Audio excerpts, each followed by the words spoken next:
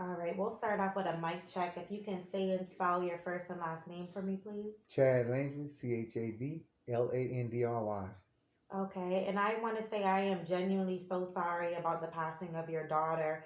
What advice do you have for other parents who have dealt with, troubled youth who've committed similar crimes? Hmm. That's a hard question. My wife had to really deal with it. That was my stepdaughter, and my wife. It was really her dealing with it, and my support was for her. It's just a touchy subject because you have one kid that was passed away and another young person that committed the crime. That had little guidance, and scientifically, a person's decision making part of their brain, the prefrontal cortex, isn't fully developed until they're around 25.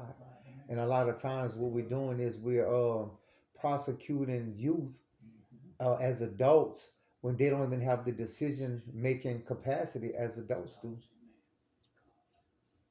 I understand completely. So tonight's meeting, say there's people out there who will see this and may be interested in popping in. What can they expect from these meetings that you all hold?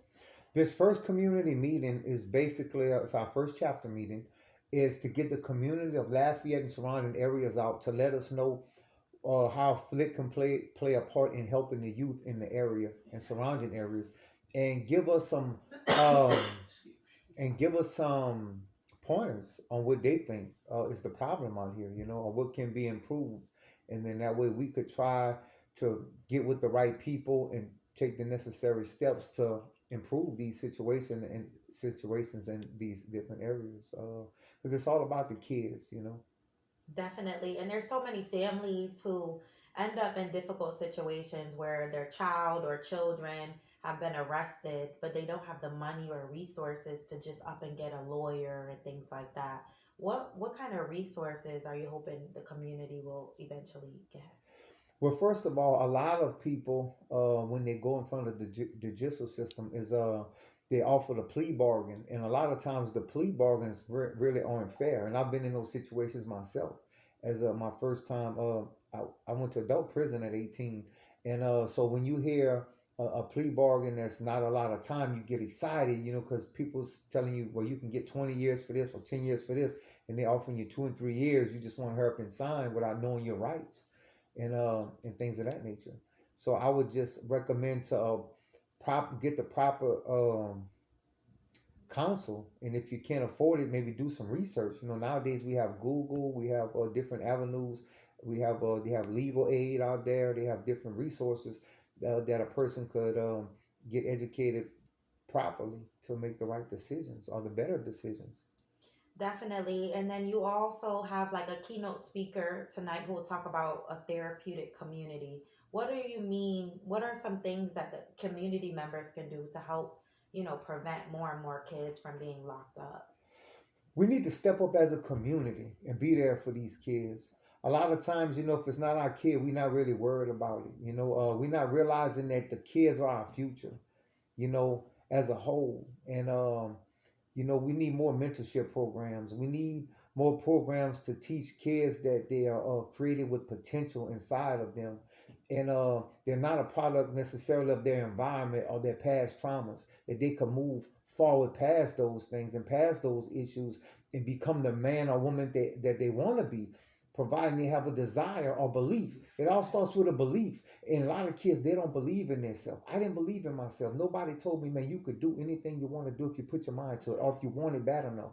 So I just believe you're a drug addict, you're an alcoholic, you're a criminal. I believed those things about myself. I had abuse issues. I believed all those negative things about myself. So therefore I didn't see a future. I didn't love myself. I thought I was worthless. And I think that a lot of kids feel the same way. They have kids that have issues that they're not speaking about. Maybe they was abused, molested, they're being neglected. And I know it all starts in the home, but a lot of parents don't have the awareness that we have. So as a community, we need to raise the awareness with families, with parents, and with kids that there could be a bright future. We just need to come together on this and not just thinking because it's not your kid, it doesn't affect you. Because at the end of the day, the kid that's being misled may do something to your family and cause harm to your family. Definitely. You mentioned at only 18, you ran into some incidents with the law. What was your experience like at that time? Well, it actually started around 16.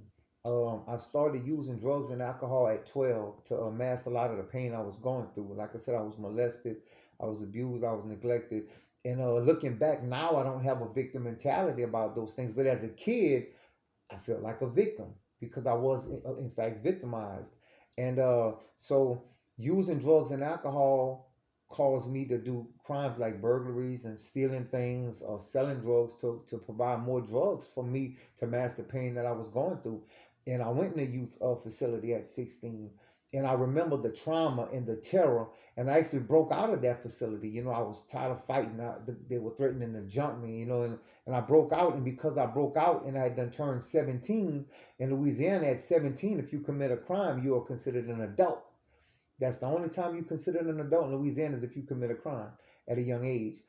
Um, and because of that, I had my first felony, unauthorized use of a movable for stealing the van from the boys' home. So that charge led me to being on probation and doing a little time, and I violated that probation for continuing to use drugs and alcohol, which led to my next felony and going to the penitentiary at the age of 18 at Hunts Correctional Facility for a year and a half. And through the years, it just continued a cycle of recidivism. 40 arrests, 3 times in the penitentiary, homeless 3 times. And it wasn't until I met my wife that my life actually started to change, you know, by her showing me unconditional love and loving me through those situations and speaking life into my spirit and letting me know that this is not me, this is not you bigger than this, Chad. And that started to transform me. That is just absolutely amazing. How did you meet your wife? I was actually in a work release program doing a 10-year sentence, and she worked at the work release. And we would just be in there talking about life and God and things. I mean, we weren't trying to flirt with each other. But we hit it off. You know, we built a special bond, and that led us to wind up dedicating ourselves to each other and saying we're gonna stay together. And we wind up getting married. And I actually got sent back to prison from the work release for sneaking out. And while in prison, we got married. And this month on the 19th will be our 12-year anniversary. 12 years. Happy anniversary. Thank you. Thank you. Wow. Okay. Well, at this point, I just have to get general B-roll. So that's just video. It doesn't matter if y'all just chit chat. I'm going to get close ups of the t-shirts. Okay.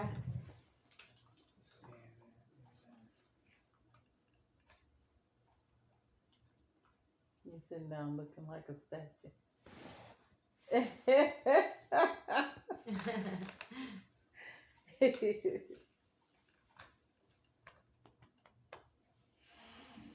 Awesome.